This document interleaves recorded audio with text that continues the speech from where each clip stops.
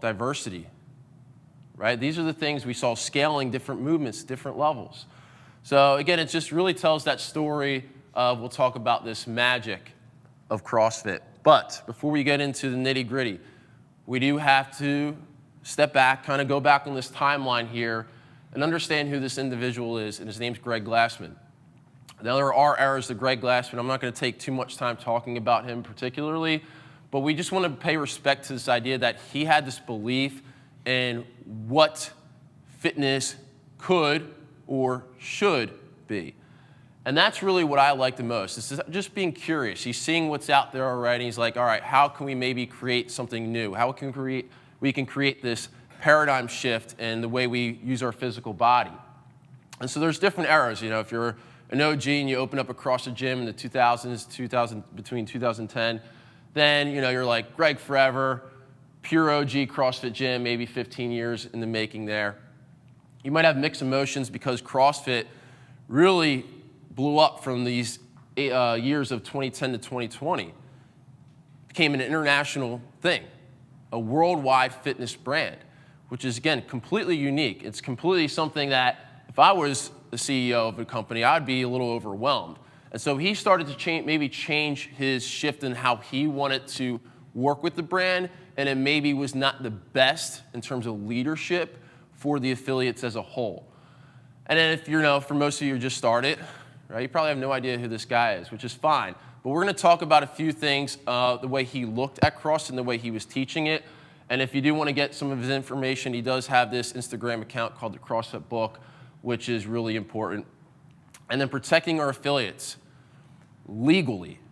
So when it comes to maybe organizations attacking CrossFit, maybe trying to make false claims, maybe people are getting hurt and they're trying to maybe put CrossFit, this methodology down, or they're trying to maybe have pseudo CrossFits where they actually teach CrossFit, use CrossFit, but they don't actually affiliate with CrossFit. Or maybe they're just, hey, we kind of do CrossFit, we kind of don't. Well, there's legal perspectives to that, so he was really adamant about protecting the affiliate. So let's go into some of his quotes. Learning the mechanics of fundamental movements, establish a consistent pattern of practicing these same movements, and only then ratchet up the intensity of the workouts incorporating and practicing these same movements. Mechanics, consistency, intensity. This is the key to effective implementation of CrossFit programming. Word after word after word after word, big words, a lot going on here. So, and that's how he really talks in person when you see him lecture, and it's pretty cool to see. But what's he basically trying to say here is he's just trying to say, move well, consistently well, take the ego, throw it in the trash.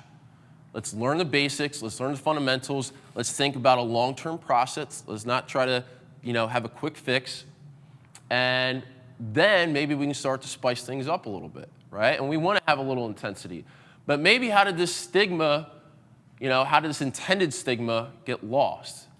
Because CrossFit in the beginning years was, we call like a hardo workout. Like all the people were super fit. They want to go harder, faster.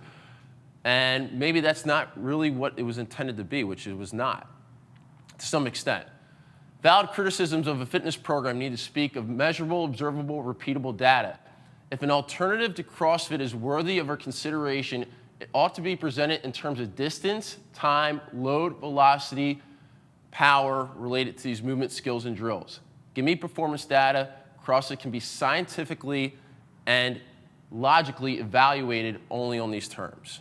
So he's basically trying to say is that we have this structured fitness program. We can measure our progress, we can see our progress, we can feel our progress. And when this methodology first was brought about, it was a paradigm shift. So you have these other organizations, which again, I am pro NSCA, which is the National Strength and Conditioning Organization, but this was completely different from what we learn in an academia setting, in our textbooks, in kinesiology and exercise science, which is what I did when I was in college. And it was completely different, which I loved. But maybe, people who start their own thing are not maybe as open-minded or curious or willing to change their perspective or take in something new, which is a shame, but they attacked CrossFit and they made false claims. They tried to say, hey, they tried to actually put out documentation that people were getting hurt, and that's where Greg put his foot down and he said, no, that's not true. And then they had a legal battle and CrossFit won. They got a lot of moolah. Good for them. Okay. Very simple phrases here. Magic is in the movement, art is in the program, science is in the explanation, the fun is within you guys, right? You guys really make CrossFit what it is, to be honest. And yeah, like I am, as a leader here, I do a lot of things for you guys to be able to set a standard, right, with the programming, the way I'm explaining it to you guys. But really the magic, again, we'll talk about the movements and all that stuff, and again, what you guys do on a day-to-day basis here. This line, the needs of an Olympic athlete and her grandparents differ by degree but not kind. So this is the main objective of CrossFit. This is what Greg was trying to say from the very, very beginning ages when people were coming to his very small gym in Santa Cruz, California, and he wasn't really even thinking about creating this massive methodology and this brand. He just wanted to create something new and said, hey, if you want to try it, come work out with me in my garage. That's all he was really doing. And he really wanted to just help people get up off the couch, move, maybe get off of this typical routine of going to a Globo gym, working on these machines, sitting back down, right? And just getting up and expressing their body in a different way.